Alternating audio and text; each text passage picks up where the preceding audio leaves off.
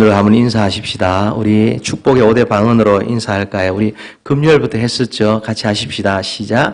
사랑합니다. 축복합니다. 감사합니다. 미안합니다. 괜찮습니다. 할렐루야. 우리가 하나님 앞에 이렇게 나온 것이 그 자체가 엄청난 축복이라 말할 수가 있습니다. 우리가 실론으로 보면은, 제가 장로교 목사에서 실론으로 따져보면 이렇게 하나님이 막으시면 이 자리에 올 자가 없고, 그죠? 하나님이 오라고 부르시는데 버틸 자가 아무도 없어요. 그래서 우리가 내가 이 자리에 와 있다는 자체가 이미 하나님의 은혜가 임했다는 것을 꼭 믿으시기를 주의 이름으로 축원합니다. 주님이 교회를 와야 되는데 주변에서 갑자기 한국에서 급한 연락 오기도 하고 20년 만에 친구가 찾아오기도 하고 어쩌다가 이렇게 아이가 좀 이렇게 다쳐가지고 같이 예배에 다니지도 못하고 그런 다음에 그 자체로 이렇게 그 마음에 굉장히 안타까운 마음이 들어야 하는 거예요. 뭐냐면은 하나님 어찌하여서 내가 주님이 복 주신 약속하신 성일에 하나님의 교회에 가서 예배도 드리지 못할 만큼 이렇게 복이 없습니까? 그러면 그것 때문에 하나님 앞에 나와서 울고 또 주님 앞에 기도하게 될 때에 주께서 정말 모든 것을 복되게 하시고 회복시키시고 영광되게 하실 줄로 믿습니다. 우리 첫날 첫 시간부터 우리가 예루살렘에 대해서 우리가 공부를 하고 또 말씀을 들었습니다. 예루살렘을 사랑한 자는 형통할 것이라고 말씀했어요. 이 예루살렘이 뭘 말한다 했습니까? 바로 하나님의 교회를 의미한다 했어요. 이 하나님의 교회는 바로 추상적인 어떤 그런 교회가 아니라 로컬 처치, 다시 말하면 우리 달라스 연합교회, 내가 섬기는 내 교회를 말하게 되는 거예요. 그래서 내 교회가 분명하고 내게 말씀 주시는 그 통로가 분명하고 내 담임 목사님 누군지 분명하고 내가 연세가 들어가실수록 이렇게 내 장례위원장이 누가 되셔야 하는지가 분명한 그분은 정말 복이 있는 줄로 믿습니다. 그렇게 우리가 나아가고 또 나아가야 될 교회는 어떤 곳이냐 하면요, 하나님의 하늘 보좌에 그 옷자락이 이 성전과 연결되어 있다 했습니다. 그래서 늘 하나님의 임재 앞에 우리가 잠잠히 나와야 된다. 그래서 우리가 하나님의 교회에서 우리가 내 생각대로 내 뜻대로 목소리를 높이거나 함부로 우리가 행동할 수가 없다, 그렇게 말씀을 드렸습니다. 또 우리 욥을 통해서 우리가 욥의 복의 샘물 근원의 출발이 뭐냐, 그가 하나님을 경외하는 자였다 했습니다. 그가 하나님을 경외하는 자였기 때문에 땅이 복을 받고 성품의 변화가 나타나고 악에서 떠나게 되고 자녀들이 복을 받고 또 이렇게 그의 삶 가운데 하나님께 드릴 수 있는 물질이 복이 있었다는 것을 알게 되는 거예요. 그래서 물질만 많아서 복이 아니라 하나님께 드릴 것이 많아지는 거예요. 내 사업이 잘 되고 못 되고 경제에 따라서 왔다 갔다 하는 게 아니라 그 사업이 잘 되지 못하는 것 자체가 그냥 경제가 나빠서가 아니라 하나님 앞에 내가 더 기도하고 하나님의 은혜를 받고 이 기업이 풍성해가지고 하나님께 드릴 것이 많아야 되는데 그것이 줄어드는 것을 보면서 가슴을 칠 수 있다면 그 사람 정말 복 있는 성도요, 하나님의 은혜를 경험한 자라고 말할 수가 있는 거예요. 오늘 우리가 이 아침에 우리가 볼 말씀은요, 바로 야곱의 예배에 대해서 우리가 생각하기를 원합니다. 야곱의 이야기가 등장하려면 이렇게 오늘 말씀 한 구절 그것을 설명하고 있는데요. 야곱의 이야기는 이렇게 아버지 이삭으로부터 등장하게 되어집니다. 이삭이 죽을 때가 되어서 이제 에서를 축복하려고 합니다. 맏아들 에서를 갖다 불러가지고 요리를 해오너라, 내 아버지 아브라함이 한 것처럼 내가 너를 축복하겠다고 말합니다. 근데 이 말을 듣고 있던 와이프, 이렇게 아내 리브가가 그 말을 듣고는 영감님이 지금 잘못 생각하고 있다, 그런 생각을 합니다. 왜냐하면 60세의 쌍둥이를 갖다가 낳게 될 때에 하나님이 그 두 부부에게 말씀을 하신 거예요. 왜냐하면 둘째가 첫째를 섬기게 될 것이다. 그런데 지금 영감님께서 이것을 다 잊어버리고 지금 에서를 축복하려 하는구나. 그래서 리브가가 어떠합니까? 그 둘째 아들인 야곱을 불러다가 대신 요리를 해주고 옷을 입혀가지고 사람이 그 이삭의 축복을 받도록 만드는 거예요. 어찌 보면 참 야곱의 어머니 이 리브가는 훌륭한 신앙을 가진 어머니라고 말할 수가 있습니다. 왜냐하면 하나님이 아주 오랜 세월 전에 주신 그 축복의 말씀을 기억하고 그 말씀대로 한번 살아보려고 말씀을 잊어버리지 않고 있는 거예요. 그런데 또 한편 이렇게 그 말씀을 기억은 하지만 그가 뭘 합니까? 끝까지 신뢰하지를 못하게 되는 거예요. 우리의 인생을 살다 보면 이렇게 하나님 말씀을 기억하는 것이 정말 복이라는 것을 알게 됩니다. 예를 들면 이렇게 우리가 아이들에게 말씀을 열심히 부지런히 가르치고 나면은 이 아이들이 나중에 자라가지고 부모님이 이 땅에 계시지 않을지라도 때로는 이렇게 세상 가운데 방황하다가도 그때 어릴 때 배웠던 그 말씀이 기억나가지고 마치 둘째 아들이 아버지 집을 떠나서 돼지가 먹는 쥐염 열매를 먹다가 그것도 다 먹지 못할 때 됐을 때에 하나님 말씀이 기억나가지고 아버지 집인 교회를 찾아올 수 있다면 그것은 얼마나 큰 복이겠습니까? 그것처럼 이렇게 리브가는 하나님 말씀을 그 마음속에 품고 있었다는 거예요. 그러나 그것은 품고 있고 말씀이 참 좋아 말씀을 가지고 신앙이 좋아 보이지만은 좋은 믿음은 아니었다 말할 수가 있습니다. 왜 그렇습니까? 참된 믿음은 하나님 말씀을 기억하는 것뿐만 아니라 그 말씀을 끝까지 신뢰를 해야 되기 때문에 그러합니다. 신뢰한다는 것은 뭘 말합니까? 하나님께서 그것을 말씀하셨으면은 하나님이 언약을 더해 주셨으면은 이 말씀을 하나님이 친히 당신이 이룰 것이라는 끝까지 이루어지기까지 하나님을 바라보고 기대하고 소망해야 되는데 자기 방식대로 그 말씀의 성취를 맛보려고 했다라는 거예요. 그럴 때 그 부족한 믿음으로 말미암아 어떻게 됩니까? 그 어머니 리브가는 더 이상 그의 살아생전에 아들 야곱을 볼 수가 없게 된 거예요. 그리고 야곱은 또 어떻게 됩니까? 훗날에 그야말로 이렇게 지금 집을 떠나가지고 외삼촌이 있는 밧단 아람으로 가서 그 이후의 세월들 가운데 많은 방황의 시간을 갖다가 보내게 되어집니다. 그런 리브가와 이 야곱을 보면서 이 야곱이 왜 이렇게 또 어머니 리브가의 말에 동조를 했을까? 그걸 생각해 보면은 그의 마음속에 이미 그런 성향이 존재하고 있다는 것을 보게 되는 거예요. 팥죽 사건이 바로 그것을 말하지 않겠습니까? 목적 지향적인 삶을 살고 있다는 거예요. 그러니까 수단과 방법을 가리지 않고서라도 뭔가 하고자 하는 게 있으면 그걸 반드시 이루어야만은 그런 성향이 야곱에게 있었다 말할 수가 있는 겁니다. 우리 흔히 이렇게 죄를 짓는데 어쩌다 보니까 어쩔 수 없어서 우발적으로 죄를 지었다 그렇게 말하지만은 사실은 그게 아니에요. 뭐냐 하면은 그 마음속에 이미 죄를 지을 만한 생각들이 존재하고 있었고 그것이 어떤 환경을 만나니까 죄라는 것이 불쑥 이렇게 드러나게 됐다는 거죠.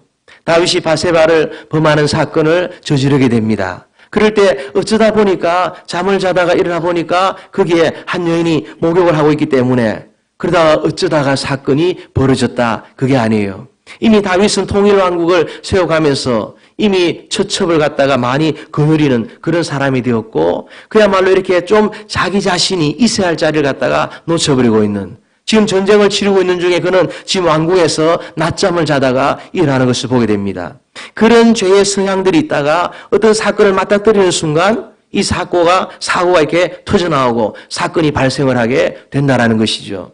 그래서 우리는 주님 앞에 나올 때마다 누구든 저 성전 문을 열고 예배 자리에 나올 때마다 또 주님 앞에 기도의 무릎을 꿇을 때마다 제일 먼저 할 게 뭐냐? 주님 내 삶을 두고 생각하는 것으로 말하는 것으로 행하는 것으로 보면 주님 앞에 죄악들을 회개합니다. 회개로부터 시작해야 될 줄로 믿습니다. 그 정결한 심령 가운데 하나님의 은혜를 담아야 되고요. 하나님의 축복을 담아야만이 의미가 있는 거예요.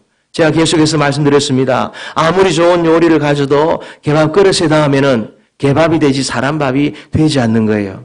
우리 마음속이 정말 만물보다 심히 부패하다 했는데 이 만물보다 심히 부패한 마음을 가지고 하나님을 기쁘게 할 수 없고 하나님을 찬송하고 높이며 그 영광을 노래할 수가 없다라는 거예요. 그럼 뭘 해야 되냐? 가장 먼저 주님 앞에 주여 나의 죄를 용서하여 주옵소서. 내 마음을 정결케 하시고 성결케 하시고 깨끗한 심령으로 주님 바라보고 예배하고 말씀 듣게 하여 주옵소서 기도해야 될 줄로 믿습니다. 오늘 말씀과 조금 전에 살펴본 리브가나 야곱 이 두 사람 이 모자가 왜 그렇게 서로 그 위에 얼굴도 볼 수 없을 만큼 그렇게 어려운 가운데 있게 됐느냐? 결국에는 왜 그렇게 하나님 말씀을 끝까지 신뢰하지 못하고 인간적인 방법을 동원해서 그렇게 하게 됐냐? 이유가 뭐겠습니까? 두 사람 다 너무 자기 생각이 강했던 거예요. 너무 자기 고집이 이렇게 셌다는 거예요. 이후에 이 야곱의 인생을 돌아보면은 훗날 자기가 130년 세월을 다 살고 난 다음에 바로왕 앞에서 그렇게 말합니다. 나는 인생을 험악한 세월을 보냈노라 그렇게 고백을 합니다.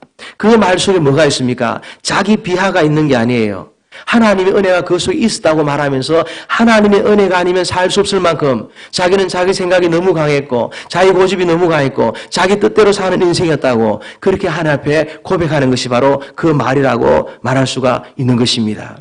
우리가 하나님을 섬김에 있어서 정말 신앙이 좋다라는 것은 뭘 말하냐? 어린아이처럼 되는 것을 말하는 거예요. 신앙이 좋다라는 건 그저 이렇게 막 한결같이 그냥 착해진다는 거나 무거운 호인처럼 된다거나 그런 게 아니에요. 분별력을 가지되 어린아이 같은 마음을 가지고 점점 더 단순해지고 점점 더 어린아이 같은 마음을 가지고 있다가 주님 품에 안길 수 있는 그런 마음이 될 때에 정말 신앙이 좋은 사람이라고 말할 수가 있는 겁니다. 나이가 한참 든 다음에 인생의 모진 풍파를 다 겪고 나니까 믿을 사람도 없고 믿을 건 돈밖에 없고 자식들에게 남기는 유언이라니 그저 이렇게 돈하다 가는 그런 인생은 너무나 불행한 인생이라고 말할 수가 있는 것이죠.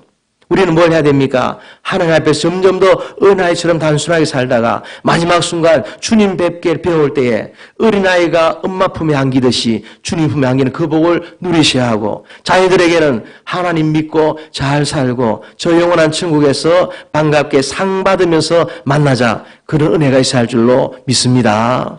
우리가 어떤 경우에 어떤 사람에게서 나는 좀 고집이 세다 혹은 이렇게 너무 자기 주장이 강하다 하면요, 조금 조심을 해야 됩니다. 왜냐하면 하나님의 은혜를 갖다가 마치 스펀지가 물을 빨아들이듯이 이렇게 받아야 되는데 그러지 못할 경우가 굉장히 많이 있기 때문에 끝까지 하나님 말씀을 신뢰하고 가야 되는데 그것을 신뢰하면서 기다릴 수 있는 마음이 정말 이렇게 작아지기 때문에 늘 항상 우리 마음은 온유하고 겸손하고 성령의 열매로 말미암아 변화된 성품을 가지고 사셔야 할 줄로 믿습니다. 할렐루야.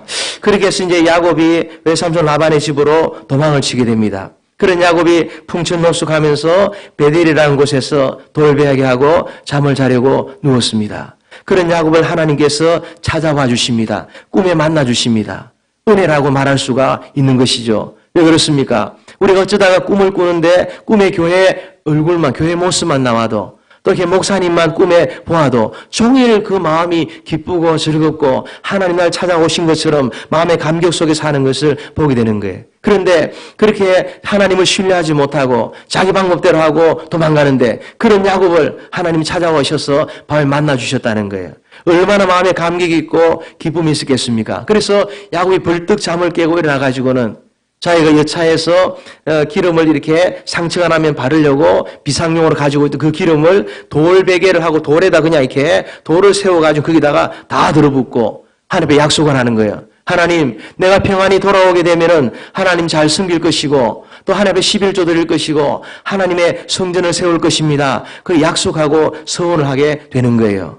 은혜 받은 사람의 모습입니다. 은혜 받았다라고 하면 뭐가 있어야 됩니까? 결단이 있어야 돼요. 은혜 받았다 생각하면요, 결심이 있어야 돼요. 변화가 있어야 돼요. 오늘 우리 대표기도 하신 우리 주장로님 뵈니까요, 제가 그렇게 했잖아요. 우리가 기도할 때에 저희 교회에서는 담임 목사님 혹은 우리 목사님 이렇게 하지 전 목사님, 전남수 목사님, 이웃집 아저씨 부르듯이 그렇게 내 영적 아비라고 생각할 때 그렇게 할 수가 없다는 거예요.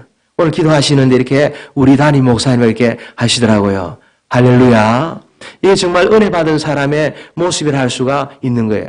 은혜 받고 나면은 뭔가 작은 것 한 가지라도, 내가 말하는 것 한 가지라도, 내가 행동하는 한 가지라도 분명히 변화될 때 그것이 바로 하나님 복이 임하는 통로가 될 줄로 믿습니다. 많이 변할 필요도 없어요. 한 주에 한 가지만 변해도 1년이면 55가지가 변할 것이고 얼마나 인생 가운데 믿은 연수만큼 1년에 50가지가 넘고 10년이면 500가지 넘고 얼마나 하나님의 복이 임하겠습니까? 그런 하나님 백성들 되시기를 주의 이름으로 축원합니다. 그래서 점점 나중에 예수를 잘 믿다 보면은 얼굴이 마치 예수님처럼 변해가지고 그냥 그 권사님 얼굴만 봐도 기도 제목을 말하러 갔다 그냥 권사님 얼굴만 봐도 그냥 은혜가 돼가지고 그걸로 그냥 다 해결받는 마음의 평안을 누릴 수 있는 그런 복이 있기를 주의 이름으로 축원합니다. 근데 그렇게 이제 은혜를 받았습니다. 이 야곱이. 그리고 이제 라반의 집에 이르게 되는데 라반 집에 이르러서는 여전히 자기 속에 가지고 있는 자기 그 생각이 조금 더 앞을 나가는 것을 장애하는 것을 보게 되는 거예요. 분명히 하나님께 약속하고 선화했음에도 불구하고 인생이 연약하고 하는 것을 발견해야 됩니다. 하나님을 만났으면 하나님 앞에 서원했으면 계속 그렇게 살아가야 되는데 인생은 그렇지 못해요. 자기 눈에 누가 들어옵니까? 라헬이라는 예쁜 여인이 눈에 들어오는 거예요. 그리고는 그 외삼촌에게 말합니다. 서로 약속을 합니다. 7년 동안 일하면은 아내를 줄 것이다. 7년을 열심히 일해가지고 첫날 밤에 눈을 떠보니까 라헬이 아니라 레아인 거예요. 보통 사람 같으면은 정말 그리 하나님의 뜻이군 하고 살 수도 있을 텐데 그렇지 않으면 또다시 이렇게 계약을 맺습니다. 7년을 더 봉사하면은 주시기 바랍니다. 14년을 봉사해가지고 두 자매를 아내로 취하게 됩니다. 14년 일해서 그래 두 자매 얻었는데 그리고 그들이 아이를 낳는데 라헬은 아이를 잘 못 낳고 레아는 아이를 쑥쑥 그렇게 잘 낳는 겁니다. 그러니까 이렇게 서로 또 경쟁이 돼가지고 그 라헬과 레아가 실바와 비라라는 그 여종을 갖다 붙여주는 거예요. 그러니까 야곱의 갑자기 아내가 4명이나 되고 아이가 13명이 이렇게 태어나게 되어집니다. 거기에서 야곱이 일절에 이렇게 거절하거나 거부하잖아요. 그냥 많을수록 좋아서 그런지 그냥 아내를 4이나 거느리고 아이를 13명 이렇게 낳는 사람이 되는 거예요. 그런 야곱의 삶을 볼 때에 어떻게 평가할 수 있겠습니까? 전혀 하나님을 만나지 않은 같은 그런 인생을 살고 있구나 하는 거예요. 세상 사람들은 그렇게 14년을 일해서라도 내가 원하는 그 여인을 내 와이프로 맞이한다 하면은 뭐라 말합니까? 아, 야곱은 정말 진정한 사랑꾼이야, 사랑쟁이야. 그렇게 말하지 않겠습니까? 그러나 하나님 앞에서는 하나님의 사람은, 은혜를 아는 사람은, 말씀을 아는 사람은 그렇게 살 수가 없는 거예요. 사랑 때문에 인생을 소모하는 그런 존재가 하나님의 사람이 아니고요. 하나님의 사람은 사랑이 아니라 사명 때문에 사는 것이 하나님의 사람인 줄로 믿습니다. 할렐루야. 거기다가 야곱은 또 어떠합니까? 6년을 더 일합니다. 재물을 모으기를 시작합니다. 이제 14년 일해서 아이와 자식들을 가지고 남편 와이프를 가지고 6년을 더 일해가지고 이렇게 아주 큰 이렇게 재산을 모으게 되어집니다. 그런 다음에 삼촌 라반에게 말하는 거죠. 이렇게 내가 다 모든 것을 갖추었으니 이제 내게 더 내게 분명한 재산을 달라고. 이렇게 고생하지 않았냐고. 당신이 이렇게 수고하지 않냐고. 그렇게 말합니다. 그러자 라반이 어떠합니까? 이 야곱이 가면 일이 안 되니까 너를 보낼 수가 없다. 품삯을 정하자. 그것에 갈등이 발생을 합니다. 그러나 가만히 따져보면은 야곱이 라반을 위해 수고한 것입니까? 아니에요. 자기 자신을 위한 삶이었습니다. 두 아내를 얻기 위해서 14년 세월을 보내고 또 6년의 세월을 보내고 다 자기를 위한 삶을 살았던 거예요. 그런데 그 속에 만족이 없으니까 또 이 재산과 이 가족들을 데리고 떠나려 하는 거예요. 근데 라반이 반대하니까 야반 도주를 하게 됩니다. 보석을 바리바리 챙겨가지고 장신구를 가지고 아버지의 그 드라빔을 뺏어가지고 몰래 떠나게 되는 거예요. 그래서 라반이 어떠합니까? 사흘 뒤 이것을 알고는 형제들이 끌고 야곱을 추격하러 가게 됩니다. 이제는 이렇게 여기서 라반에게 잡히면은 모두 다 잃어버리고 처음 혈혈단신 온 것처럼 그래 가야 되는 입장에 놓여지게 되는 거예요. 그때 어떡합니까? 하나님이 베델에서 만나신 그 하나님이 다시 개입을 합니다. 그런 라반에게 밤에 나타나서 이 라반에게 긍휼의 마음을 주는 거예요. 그러니까 라반이 긍휼의 마음을 하나님이 주시니까 어찌합니까? 야곱과 그 손주들을 축복하면서 떠나보내게 되는 거예요. 그것으로 그냥 끝났으면 되는데 그게 아니라 또 하나의 남아있는 숙제가 또 있었다는 겁니다. 그게 뭡니까? 형 에서를 만나는 거예요. 야곱이 이게 떼를 거느리고 온다는 소식을 듣고 에서가 400명 군사를 데리고 이렇게 야곱을 만나러 옵니다. 거기에 성경을 들어보면 너무나 두렵고 답답하다 이렇게 말하는 거예요. 야곱이. 왜 야곱이 마음이 답답하겠습니까? 답이 2개니까 답답한 거예요. 어찌할 바를 모르는 겁니다. 그 답답함 속에서 자기 꾀를 내어서 또 머리를 쥐어 짜내가지고 방법을 찾습니다. 2때로 나눠가지고 한 때를 공격하면은 다른 때는 피해라고 이렇게 방법을 삽니다. 이 야곱의 인생이 이 모습입니다. 너무나 이렇게 하나님을 의지하면 되는데 그만한 하나님께 무릎 꿇을 것 같은데 그만 그렇게 답이 없으면은 하나님께 답이 있다고 하나님 앞에 모든 것을 구할 텐데 그렇지 아니하고 자기의 꾀와 자기의 생각을 쫓아갑니다. 여전히 답답함이 머물러 있습니다. 그런데 그런 야곱에 다시 한 번 더 하나님의 은혜를 베풀어 주시는 거예요. 에서를 만나기 전에 야복 강가에서 하나님이 먼저 만나 주십니다.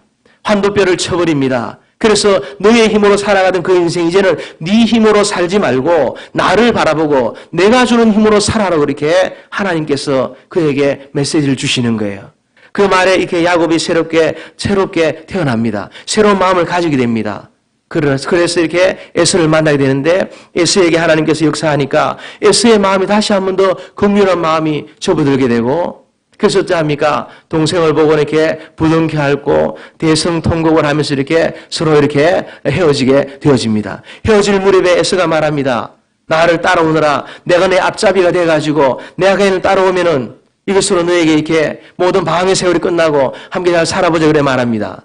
그러나 야곱은 뭘 합니까? 형님 먼저 가세요. 제가 뒤따라 가겠습니다. 근데 그 말씀에 또 뭐가 있습니까? 자기 눈에 또 반짝하고 떠오르는 게 있다라는 거예요. 그게 뭡니까? 눈에 목초지가 아주 좋은 목초지가 보여지고 있다는 거예요. 그곳이 어디입니까? 세겜 땅이라는 거예요. 거기서 야곱이 10년 세월을 보내는데 너무 좋은 세상에 좋은 시절을 보내게 됩니다. 재산도 정식하고 애들도 다 크고 부러울 것 없는 시간을 지나는 거죠. 어찌 보면 푸른 초원에 그림 같은 이렇게 집을 짓고 성경 그대로 보면은 짐승을 위해 우리간도 짓고 영원히 거기 살 것처럼 그렇게 살아가고 있는 거예요. 모든 것에 문제가 없습니다. 재산도 많이 늘어났습니다. 애들도 잘 크고 있습니다. 부러울 것이 아무것도 없습니다. 그냥 좋은 집에다가 짐승을 위해 우리간도 잘 짓고 살만합니다. 그러나 그곳은 하나님 복이 임하는 곳이 결코 아닙니다. 왜냐? 하나님이 원하시던 곳이 아닌 곳에 우리가 머물러 있을 때에 반드시 어느 순간에 마침내 사건이 터지게 되어 있다는 거예요. 하나님 그를 다시 불러내는 그런 과정이 그에게 나타나게 되는 거예요. 10년 세월을 지나면서 애들을 다 잘 키운 줄 알았는데 그 딸 디나가 밖에 나갔다가 이렇게 강간을 당하고 돌아오게 되는 거예요. 딸 디나가 강간을 당하니까 여동생이 강간을 당하니까 야곱의 그 아들들이 할례라는 하나님의 정결 규례를 사용해가지고 복수극을 펼치게 되어집니다. 당신들이 다 할례를 받으면은 정혼을 시키겠다. 그렇게 해서 어떠합니까? 다 할례를 받고 다 들어누워 있을 때에 그냥 일시에 가서 그냥 저들의 생명을 다 쳐버리는 것을 보게 되는 거예요. 일시에 어떤 일이 벌어지는 겁니까? 이 야곱의 아들들이 집단 살인자가 되어지고 그 가족 전부가 다 이제 몰살당할 위기에 놓여지게 되는 거예요. 그 캄캄한 밤에 하나님 다시 야곱에게 찾아와 주시고 만나 주십니다. 그리고 야곱에게 말씀하는 거예요. 모든 것을 버려두고 베델로 올라가 단을 쌓으라. 할렐루야. 한번 따라합시다. 베델로 올라가라. 베델로 올라가라. 이 베델로 올라가는 것은 너가 서운한 그곳으로 너가 올라가서 하나님을 다시 예배하라고 말하는 거예요. 너가 지금까지 의지했던 거 다 내려놓고 가라고 말하는 거예요. 너가 지금 집을 짓고 우리간을 짓고 여기 살면 영원히 정말 행복을 노래할 것 같은 그곳을 내려두고 그곳은 하나님이 원하는 곳이 아니니까 하나님이 정한 곳이 아니니까 너가 가야 될 그곳으로 가라고 이렇게 말씀한 거예요. 그래서 야곱이 어떠 합니까? 자기가 여차하면은 이거 팔아가지고 생활하려 했던 그 검은 부치 보석들을 다 상수남에 다 묻어버립니다. 모든 의지할 것들을 다 포기해버리고 마는 거예요. 그러는 베델로 올라가는데 이 베델이 어디겠습니까? 바트엘입니다. 엘은 하나님을 말하고요. 바트는 집을 말합니다. 하나님의 집이라는 거예요. 하나님의 집이 어디입니까? 하나님의 교회인 줄로 믿으시기를 축원합니다. 그 베델로 올라가서 하나님의 집으로 올라가서 하나님께 예배드리라고 말하는 거예요. 그리고 성경을 다시 이렇게 창세기 35장을 들어보면은 야곱과 그의 식구들이 다 모든 것을 버려두고 이제 베델로 올라가려고 출발할 그때에 온 주변 족속들이 그를 쫓아오다가 길을 멈추었다고 성경은 기록하고 있습니다. 우리가 무엇을 합니까? 하나님 집을 향해서 내가 무슨 일이 있었고 무슨 잘못을 범했고 무슨 범람이 있었을지라도 하나님의 집을 향해서 내가 방향을 정하고 출발하기만 하여도 하나님께 예배하려고 마음만 먹어도 하나님 그 문제를 정리하기를 시작한다는 것 믿으시기를 주의 이름으로 축원합니다. 그래서 우리는 뭘 해야 되냐? 어려움이 있을수록 우리 하나님 앞에 나와서 교회로 가까이 오셔야 됩니다. 목사님께 예배드리자고 청하여서 이렇게 신방 예배도 받고 하나님의 예배자로 삶을 새롭게 가야 되는 겁니다. 그럴 때에 하나님께서 어떠합니까? 마음만 하나님께로 정해도 하나님의 교회를 향해서 나아가고자 해도 실제로 주님의 교회에 나와서 기도에 무릎을 꿇을 때에 세상이 줄 수 없는 하나님의 은혜와 축복과 은총을 반드시 맛보게 되는 것을 믿으시기를 주의 이름으로 축원합니다. 아멘. 우리 아멘 합시다. 아멘. 아멘. 우리가 넘어져도 그래서 교회로 넘어지셔야 되는 거예요. 우리가 뭐 잔뜩 어떤 문제가 있으면은 바람 좀 새고 오겠다. 바람 새고 온들 그 문제가 없어집니까? 다시 영적으로 회복하려면 더 시간이 걸리는 거예요. 부부싸움을 하다가도 하면 안 되지만 하다가도 하나님의 교회 앞에 예배드리러 가게 되면은 정전, 이렇게 하고 정전한 다음에 다시 예배드리고 다시 싸우더라도 근데 하나님 싸우게 하실까요? 아니죠. 하나님이 회복해 하시는 분이기 때문에 그렇게 하지 않아요. 그래서 우리는 늘 항상 주님 앞에 고백해야 됩니다. 주님, 내 평생 교회를 떠나지 않게 하시고 내 평생 주님 앞에 예배자로 인생을 살게 하여 주옵소서. 할렐루야. 아멘. 아멘. 그래서 그때부터 야곱의 인생의 근본적인 변화가 나타납니다. 야곱이 그렇게 고집이 강하고 자기 생각이 강하고 그냥 자기가 가지고 싶으면은 14년 세월이 지나도 20년 세월이 지나도 아무리 많은 은혜를 받아도 적시적각 이렇게 자기 생각을 따라 살아가던 그 삶이 통째로 바뀌기 시작을 하게 됩니다. 베델로 올라가서 하나님 앞에 예배하기 시작했을 때 참 예배자가 되어졌을 때에 그의 인생에 놀라운 변화가 나타납니다. 그 중에 하나가 무엇입니까? 요셉이 죽었다는 소식을 듣게 됩니다. 그럴 때에 보통 같으면 어떻게 할까요? 라헬을 통해서 그렇게 사랑하면서 14년을 갖다가 고생해서 부를 얻었는데 아들을 주셨는데 달랑 2명 요셉과 베냐민을 이렇게 주시고는 그 중에 가장 사랑하는 요셉마저도 죽게 하십니까? 왜 하필 가장 사랑하는 아들을 죽게 하십니까? 하나님 맞습니까? 그렇게 원망하고 하나님 앞에 이렇게 정말 이렇게 단식하고 그랬을 거예요. 그러나 요셉이 죽게 되었을 때에 죽었다는 소식을 듣게 되었을 때에 야곱은 그렇게 하지 않습니다. 이미 베델에서 하나님을 중심으로 만나고 변하게 되기 때문에 오히려 베옷을 입고 굵은 베옷을 입고 옷을 찢으면서 애통하는 거예요. 성경에 베옷을 입고 옷을 찢었다는 것은 회개한다는 것을 말하는 거예요. 자기의 그 문제다. 자식이 죽는 이 문제도 이건 내 문제고 내가 회개할 문제고 내가 하나님 앞에 무릎 꿇어야 될 문제고 내 탓이라고 이렇게 고백하는 야곱을 보게 되는 거예요.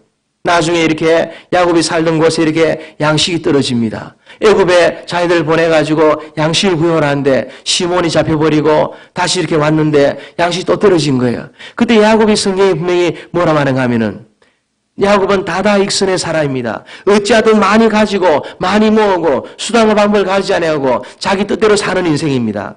그런데 야곱이 변화되니까 어찌합니까? 조금만 더 구해오라고 조금만 더 양식을 구하면 되겠다고 모든 것을 내려놓는 것을 보게 되는 거예요. 사랑하는 성도 여러분, 베델로 올라가시고 예배가 회복될 때에 관점이 변화가 됩니다. 이 관점이 바뀌는 것을 뭐라 표현하냐? 믿음이 생겼다고 이렇게 말하게 되는 것이죠.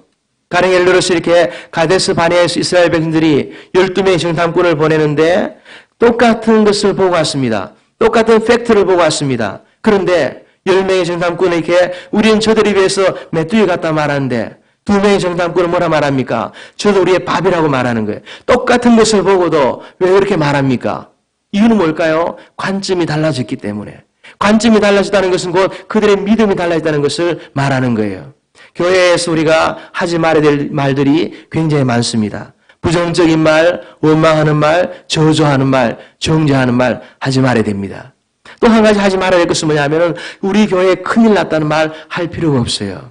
큰일 났다 말하는 그 속에 갈로 열고 무슨 의미냐? 나는 믿음 없는 사람입니다. 갈로 닫고. 그래 들으면 정확한 거예요.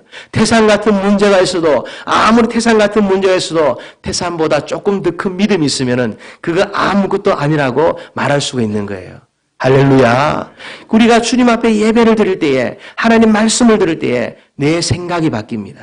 생각이 바뀌면은 내 말이 바뀝니다. 내 말이 바뀌면 내 행동이 바뀝니다. 행동이 바뀌면 습관이 바뀌고 내 인생의 운명이 바뀌고 나은 사람이 변화되고 바뀌면 우리 가정이 바뀌고 가문이 바뀌고 주님의 교회가 변화되어지고 내가 살아온 삶의 전능력 가운데 하나님의 놀라운 복으로 하나님 변화시켜 주실 것을 믿으시기를 주의 이름으로 축원합니다. 저희 교회에 그런 분이 있었습니다. 제게 어느 날 한번 찾아와 가지고 그런 얘기하는 거예요. 목사님, 이 교회에 10년을 다녔는데 변화가 된 게 없습니다. 목사님, 여기서 10년을 내가 성경 공부를 했는데도 조금도 변화된 게 없습니다. 그 얘기를 하는 거예요. 그럴 때 목사는 직감합니다. 뭘 직감하냐? 이분이 곧 시험을 치겠구나.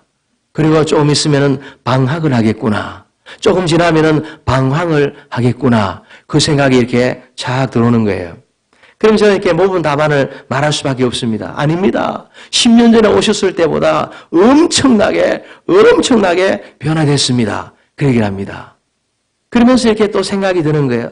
이분이 조금만 더 관점을 바꿀 수 있었더라면은, 예를 들어서 이렇게 10년을 교회를 다녀도 내가 변한 게 없다, 이 말하는 것 속에는 뭐가 있습니까? 원망이 있는 거예요. 하나님, 이 교회 다녔는데 이 교회 별로 내게 유익하지 못하군요. 내게 성경을 가르친 그분이 별로 내게 좋은 걸 별로 안 가르친 것 같군요. 원망과 불평과 남 탓으로 바뀌는 거예요. 근데 만약 그 순간에 관점의 전환이 이루어진다면, 믿음의 눈으로 그것을 볼 수 있다면, 하나님 입장에 그것을 볼 수 있다면 얼마나 좋을까 생각을 하는 거예요. 제가 그렇게 말하지는 않았습니다. 그런데 이렇게 생각하시잖아요.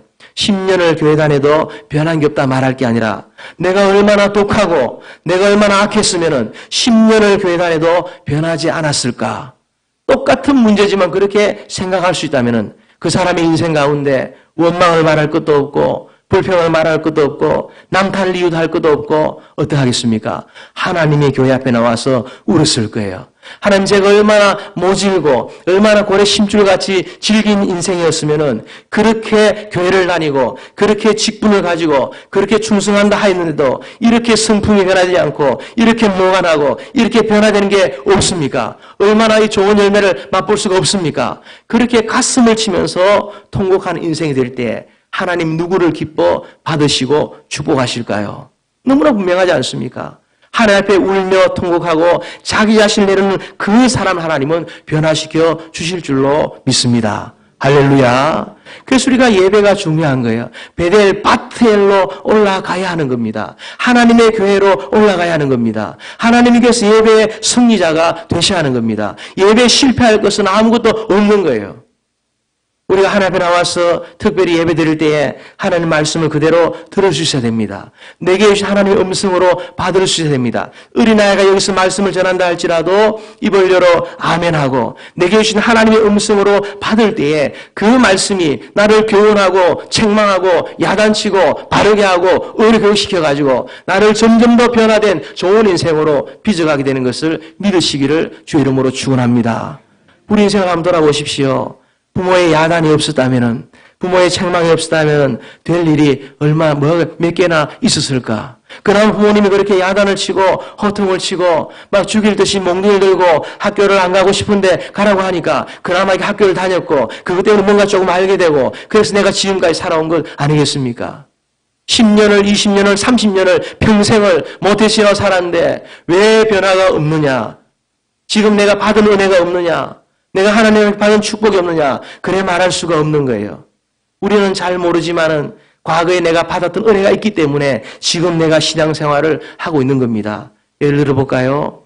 나중에 자녀들이 조금 자라면은 부모를 막 무시하고 부모를 갖다 이렇게 말을 듣지 않은 경우가 많이 있습니다. 부모가 내게 해준 게 뭐가 있냐고 말합니다. 그러나 가만히 따져보면은 지 스스로 태어나가지고 지 스스로 기저귀 갈아 입으면서 그렇게 젖병 우유 자기가 태워가지고 쭉쭉 빨면서 자란 인생이 있습니까?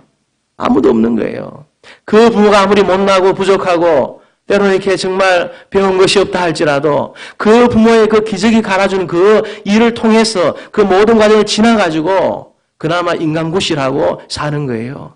하나님의 교회가 나에게 해준 게 뭐가 있느냐? 늘 불평하고 원망하는 게 있습니까? 그럴 이유가 전혀 없는 거예요. 왜냐? 내가 부족하고 내가 모자란 것 같아도 그래도 하나님의 교회에 붙어 있었기 때문에 하나님 나를 지켜주셨고 정말 눈에 보이지 않아도 그 은혜가 나를 붙잡아 주심으로 말미암아 지금까지 하나님의 사람으로 살아왔고 지금 이 자리에 예배자의 자리에 내가 앉아있다는 것을 믿으시기를 주의 이름으로 축원합니다. 그래서 우리가 이 예배를 갖다가 포기하고 될 게 아무것도 없는 거예요. 하나님 앞에 우리가 어떤 일이 있어 나는 예배에 실패하지 않는다. 이 각오와 결단이 우리에게 있어야 할 줄로 믿습니다. 그럴 때 하나님께서 관점의 변화를 주시고 믿음의 은혜를 주시고 그 다음 그에게 영권을 하나님이 더해주십니다. 예배에 승리하는 자에게 하나님 영권을 더해주십니다. 기도하고 말씀한 자에게 하나님이 영적 권세를 더해주셔가지고 하나님이 그 당대뿐만 아니라 자손 때 이래까지 하나님 복을 받도록 하시는 거예요. 지난 여름에 저희 교회 여름 수련을 워싱턴으로 떠나게 됐습니다. 당연히 가야 될 아이들이 있는데 애들이 보이지 않아요. 그래서 교육자가 이렇게 보고를 합니다. 이 애들이 왜 안 가냐? 그 아버지가 얘기하는데 애들이 가기를 원치 않는다. 그렇게 얘기를 한다는 거예요. 제가 전화기를 직접 들었습니다. 이분이 이제 안수조된 지 얼마 안 되는 젊은 집사님인데 제가 30분을 갖다가 야단을 쳤습니다. 아버지라는 존재가 뭐냐? 이렇게 묻기를 시작을 했습니다. 아버지라는 존재는 이렇게 평생에 하나님의 관점을 가지고 자식들에게 옳은 것이 뭔지를 갖다가 가르치고 하나님 앞에 정직하게 살아야 되고 하나님 앞에 바르게 하나님 섬기며 살아야 되고 이렇게 교회를 섬겨야 되고 옳고 그른 것을 분별하면서 가이드하도록 하나님이 세우신 존재가 그런 특권을 가진 존재가 부모라는 것, 아버지와 엄마라는 것. 그런데 지금 아이가 수련회를 가가지고 은혜를 받아야 마땅한데 은혜 받아야 하는데 왜 가지 못하느냐? 애가 원치 않는다는 거예요.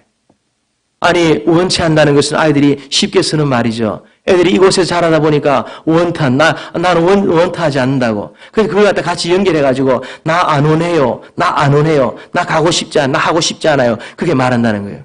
제가 그 집사님이 말했습니다. 식당에 밥 먹으러 갔을 때 짜장면 먹을지 짬뽕 먹을지 짬짜면 먹을지 그럴 때는 네가 원하는 거 추저할 수 있다는 거예요. 네가 원하는 거 나 이거 원해요. 나 이거 먹고 싶어요. 그러나 하나님 앞에 은혜 받는 것, 하나님의 자녀가 바르게 자라가는 그런 일들 앞에서 애가 원하지 않는다고 하지 않는 그것. 그래서 당신이 민주주의를 갖다가 민주화된 부모처럼 해피홈을 이룬 것처럼 착각하지 말라고 이렇게 얘기를 했어요. 우리 가정은 우리 교회 식구들의 믿음에 나아갈 방향은 민주주의가 아니고 신본주의다. 할렐루야. 하나님이 원하시면 하나님이 좋아하는 것 나도 좋아하고 하나님이 싫어하면 나도 싫어하고 그래 나중에는 하나님은 옳고 나는 틀렸습니다. 그 자리까지 갈 수 있는 게 바로 우리 신본주의 신앙이다. 그런 이야기를 하게 된 거예요.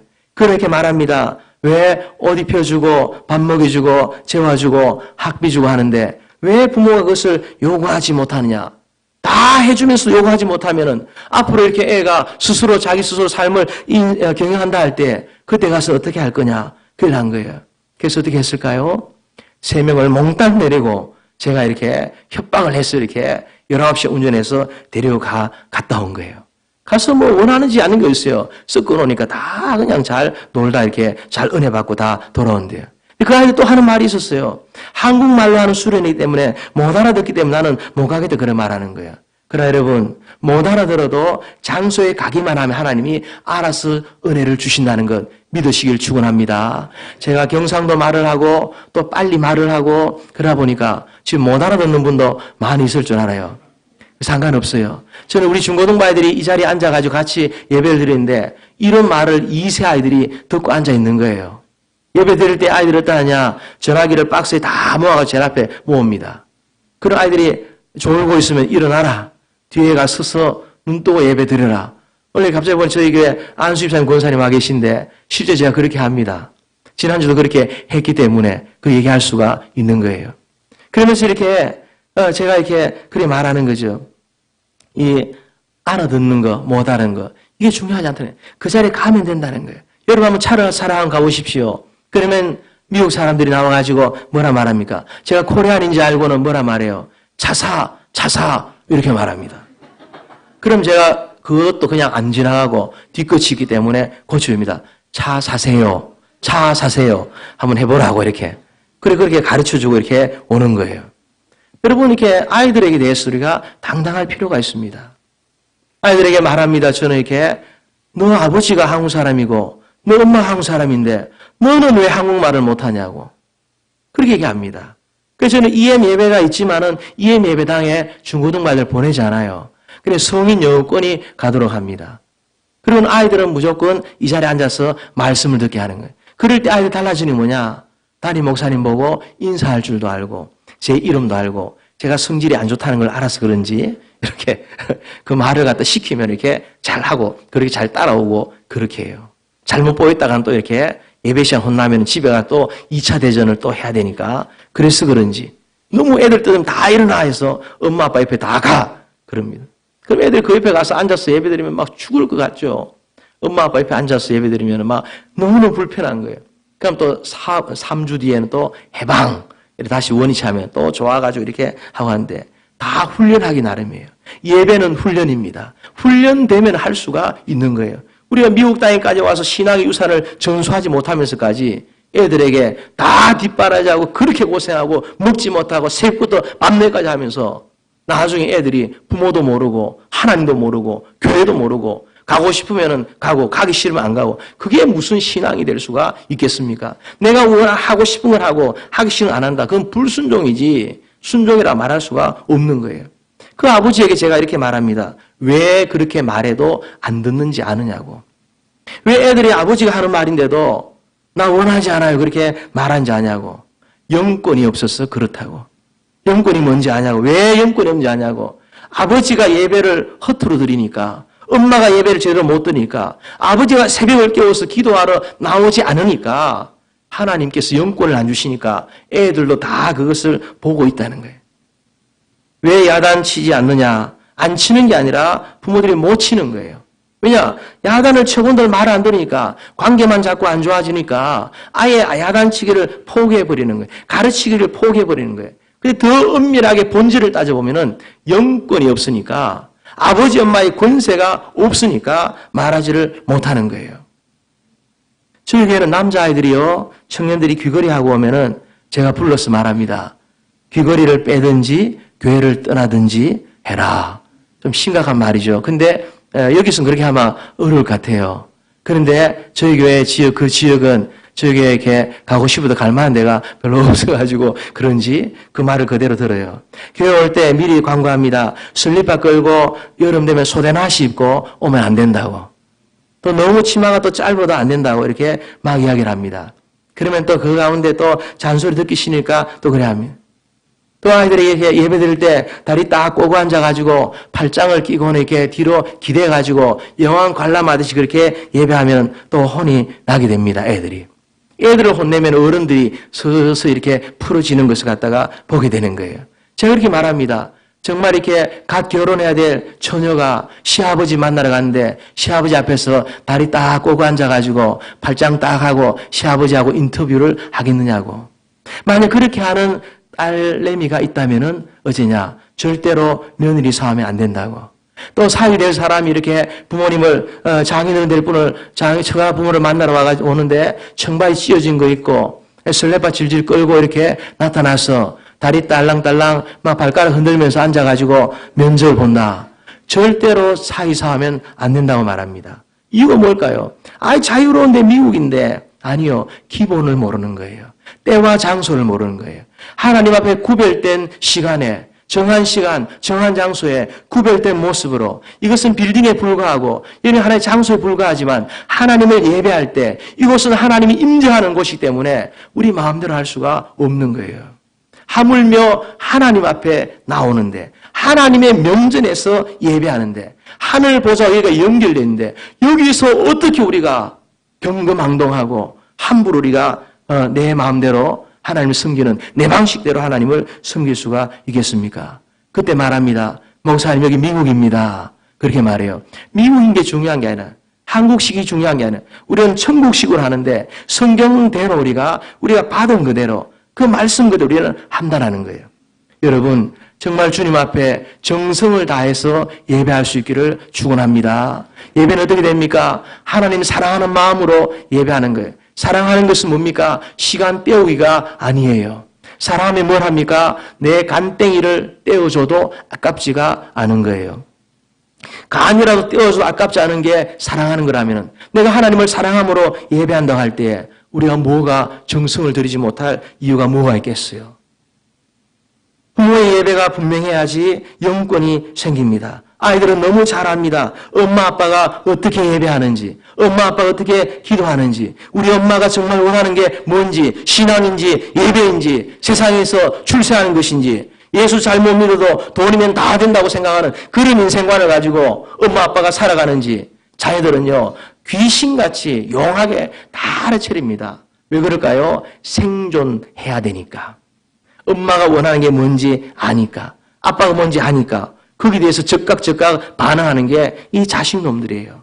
그럴 때 그것을 바꾸기 위해서 뭐가 필요하겠습니까? 부모가 먼저 변화돼야 되는 거예요. 부모에게 영적 권세가 주어져야 되는 거예요. 그 영적 권세는 어떻게 주어집니까? 부모의 예배가 온전하게 될 때에 하나님께서 그 예배를 받으시고 그에게 영적 권세를 더해 주시는 거예요. 가령 예를 들어서 이렇게 엄마가 이렇게 아이가 학교 가야 되는데 여전히 침대에서 굴굴 주무시고 계신 거예요.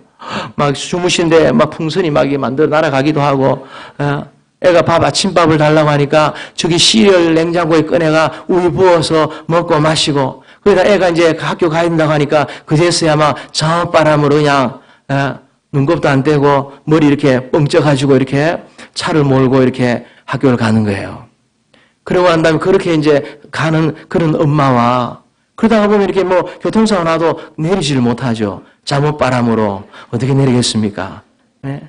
근데 어떤 엄마는 이렇게 새벽마다 교회 가서 기도하고, 거기다가 집에 와서 찬송 틀어놓고, 그냥 이렇게 도마에다가 배추, 무, 이런 파 쫑쫑쫑 설면서 이렇게 된장국 끓여가지고, 이렇게 남편 뒷바라지하고 아이들 이렇게 깨우고 한다면은, 그 가운데 아이들이 다 보는 거예요. 그래서 보는데 어디까지 보느냐 하면요, 그 아들은 아버지가 하는 대로 가고요, 딸은 엄마가 하는 대로 가요. 그래서 제가 중매할 때마다 뭘 유심히 보는가 하면은, 이 딸내미 중매할 때는요, 아들, 사위 될 사람의 아버지가 어떻게 신앙생활 하느냐, 그대로 하기 때문에 그렇습니다. 이렇게 또 딸을 갖다가 며느리를 삼으려 할 때는 그 사돈 될 사람의 그 장모 될 사람, 그대로 따라합니다. 저희 집 사람 봐도 꼭 그렇더라고요. 근데 여러분, 그걸 생각하면 좀 뜨끔한 생각이 드셔야 됩니다. 내 아들이 나를 닮아간다, 내 딸이 나를 닮아간다 할 때 정말 주님 앞에 기도 많이 하셔야 될 줄로 믿습니다. 그렇게 하나님 앞에 예배 드릴 때에 관점이 변화되어지고 영권이 생긴대요. 오늘 본문의 말씀을 이렇게 들어가 보십시다. 한 문장 본 말씀 다시 한번 드리겠습니다. 시작. 믿음으로 야곱은 죽을 때에 요셉의 각 아들에게 축복하고 그 지팡이 머리에 의지하여 경배하였으며. 아멘. 이제 본문 읽어서 언제 설교 끝나나? 아니요, 5분 후에 끝납니다. 그러니까 너무 염려, 걱정, 근심 어린 표정으로 앉아 계시지 마시고요. 야곱이 죽을 때가 됐습니다. 이제 지팡이를 짚어야만이 움직일 수 있는 그런 때가 찾아온 거예요. 그때 뭘 합니까? 일국의 총리인 요셉이 두 아들 에브라임과 므낫세를 데리고 와가지고는 그 곧 죽음에 이르게 되는, 곧 죽을 때가 된 지팡이 들고 살아가는 그 야곱에게 와가지고 머리를 디밀고 축복 기도를 갖다가 받기를 원하는 거예요. 그러자 이 야곱이 그 죽어가는 그 연약한 그 몸이 병이 들고 이렇게 지팡이를 짚는 그 순간에 이 손주들을 향해서 팔을 엇갈려가지고 축복을 합니다. 여기서 우리가 뭘 봅니까? 하나님의 놀라운 영권을 보게 되는 거예요. 무엇입니까? 이 아버지는 오늘날로 말하면 어떤 존재겠어요? 마치 이렇게 간암 말기 환자처럼 이제 마지막이 다 돼가는 거예요. 지팡이도 그냥 제대로 못 집어서 덜덜 떨고 있는 거예요. 근데 그런 아버지 앞에 일국의 총리처럼 출세하고 잘난 사람이 자기 아들들 데려다가, 그 손주를 데려다가 거기에 머리를 디밀고 손을 벌벌 떠는 그 아버지한테, 이제 암병으로 죽어갈 그 아버지 앞에 축복 기도를 받으려고 머리를 디밀고 있다는 거예요. 무슨 생각이 있습니까? 우리 아버지의 그 외적인 연약함이 아니라 이 아버지의 평생을 인도하신 그 하나님을 바라보며 머리를 디밀고 있다는, 아버지와 함께 하신 그 하나님을 아버지를 통해서 보기 때문에 아버지에게 그만한 영적 권세가 있다는 것을, 아버지가 축복하면 축복을 받는다는 것을 이 자식들이 믿고 있는 거예요. 또 이 아버지는 어떤 생각이 있습니까? 보통 그 정도 잘 나가면은 니들 알아서 살아라고 이렇게 말하지 않겠습니까? 그런데 어찌합니까? 그 손을 들어서 그 에브라임과 므낫세 손주들을 축복합니다. 그게 뭘까요? 비록 내가 몸이 쇠약하고 연약하고 내 평생 살아온 길 가운데 하나님 은혜가 아니면은 살 수 없었던 그런 과정이 있었고, 하나님 마음을 아프게 하는 과정도 있었고, 연약한 과정도 있었지만, 그러나 나를 베델에서 만나신 그 하나님이, 나의 평생을 인도하신 그 하나님이, 나는 부족할지라도 내가 믿는 그 하나님, 내 아버지의 하나님의 이름으로 이 자식들을 축복하면은 이 자식들은 복을 받을 것이라는 믿음이 야곱에게 있었던 거예요. 할렐루야. 거기서 믿음의 명문 가문이 탄생하게 되어집니다. 여러분이 질문해 볼 수 있을 것 같아요. 과연 이렇게 여러분들에게는 자녀들이, 손주, 손녀가 생일을 맞이하고 하면 이렇게 기도해 달라고 연락이 옵니까? 가족이 식사하고 앉아있으면 그렇게 기도하셔야 할 시간이 다가오면 오늘 그냥 각도하고 먹자. 각도가 뭐냐? 각자 기도를 주의 말이에요. 아니면 어떤 분이 이렇게 식당에 가서 뭐 밥을 가지고 오는 순간에 그냥 얼굴 한번 쓰다듬고는 그냥 밥을 드시는 분도 있는 것 같아요. 하나님에 대한 영권을 전혀 가질 수가 없는 것이죠. 우리 하나님 앞에서 왜 자녀가 말을 안 듣냐? 자녀를 탓하기 전에 부모인 내 예배와 나의 베델이 회복되고 있는가? 내가 하나님 앞에서 관점이 변화돼가지고 내가 정말 하나님 아니면은 살 수 없고 하나님은 내가 기도하고 아버지 이름 부를 때에 하나님은 축복하실 만한 권세와 능력을 가진 분이라는 확신을 가지고 내가 살고 있느냐? 그것부터 먼저 질문해 보셔야 됩니다. 강태광 목사님이라고 US 월드셰어의 대표를 하시는 분이 있어요. 저기 LA에. 그런데 그분이 이렇게 사형제 중에 둘째입니다. 첫째 아들은 이렇게 행정고시를 패스해가지고 그에게 소방본부장으로 한국에서 저희 교단에 이렇게 고신교단에 이렇게 장로님으로 계세요. 둘째가 이분인데 이분은 군목 소령 출신입니다. 군목은 아무나 되는 게 아니에요. 엘리트 신학생 중에 뽑아서 이렇게 군목이 됩니다. 그 밑에 동생은 또 뭐냐 하면요. 좋은 학교 법대를 나와가지고 목회자입니다. 넷째 막내는 이렇게 우유사업으로 성공을 했습니다. 근데 그 네 형제가 아침마다 그 어머니에게 아침마다 전화통에 불이 나도록 하는 거예요. 그 어머니는 어떤 분이냐? 무학입니다. 초등학교를 중퇴한 그런 분입니다. 무식한 분입니다. 연약한 분입니다. 노인이 할 게 별로 없는 분이에요. 근데 그분에게 아침마다 전화가 오는 거예요. 오늘 장관님에게 브리핑이 있는데, 오늘 교회 큰 사역이 있는데, 오늘 사업 파트너 만나야 되는데, 그게 머리를 뒤밀고 서로 전화를 통화해서 기도를 받으려고 하는 거예요. 이유가 뭐냐?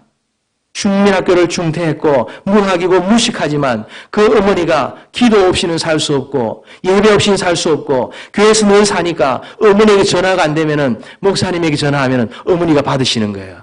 그럴 정도로 하나님의 교회에 붙들려 사니까 하나님이 무식하고 초등학교 중퇴한 그분이라 할지라도 무학이어도 영적 권세가 주어지니까 그게 그 잘난 자식놈들이 다 머리를 뒤밀고 축복기도를 받기를 원하는 거예요. 할렐루야. 그 영권과 권세가 있어야 됩니다.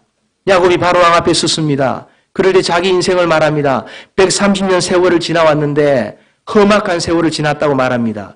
자기 비하가 아닙니다. 왜 비하가 아닐까요? 그 바로왕을 향해서도 축복기도를 하는 게 야곱인 거예요.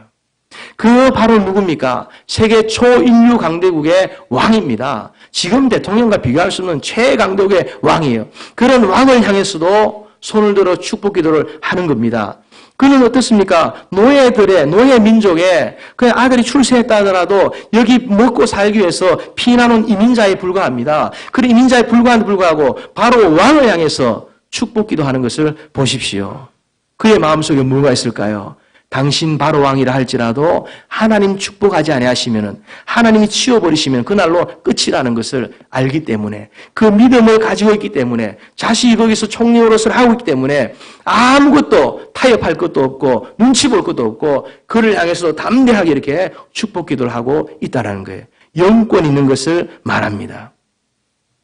말씀을 정리하면서요. 오늘 마지막 부분을 이렇게 보면요. 야곱이 어떠 합니까? 지팡이를 의지하고 경배했다 그럽니다.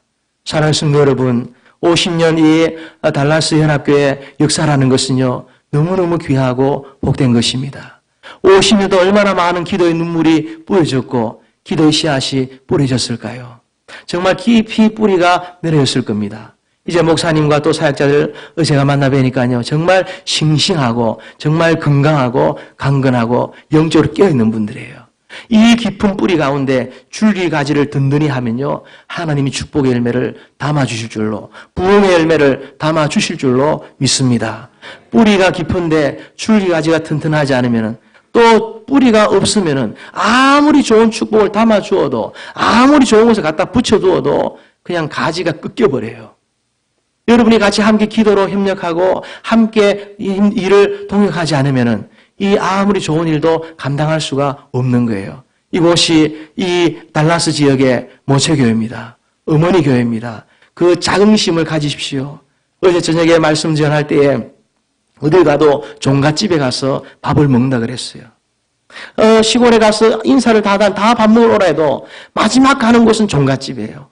이곳이 그 종갓집 같은 정말 하나님이 이건 운명적으로 다른 데 아무리 뭐 하려고 되지 않아요. 이미 뿌리가 그렇게 정해졌기 때문에 그럴 때에 그 무한한 자존감을 가지고 무한한 이렇게 하나님 앞에서의 사명감을 가지고 주 앞에 기도하시되 예배드리시되 하나님 앞에서 마지막 내 인생 다하는 그날까지 야곱이 지팡이를 짚고서라도 경배하듯이 내가 지팡이 짚을 힘만 있어도 나는 하나님의 교회에 나오고 하나님을 예배하고 하나님을 섬기고 나는 기도의 무릎을 꿇을 것이다. 여러분 결단하시기를 주의 이름으로 축원합니다. 그럴 때 이 종갓집 같은 정말 이 달라스 지역의 모체와 같은 이 교회를 하나님이 축복해 주시고 달라스 지역뿐만 아니라 남부 5개주와 또 미주 전 미주와 온 세계 열방 가운데 참으로 귀하고 복되고 아름답게 쓰시는 그런 복이 있을 줄로 믿습니다. 할렐루야. 우리 마저 같이 한번 기도하십시다. 우리 두 손 들고 주여 삼창하고 같이 기도합니다.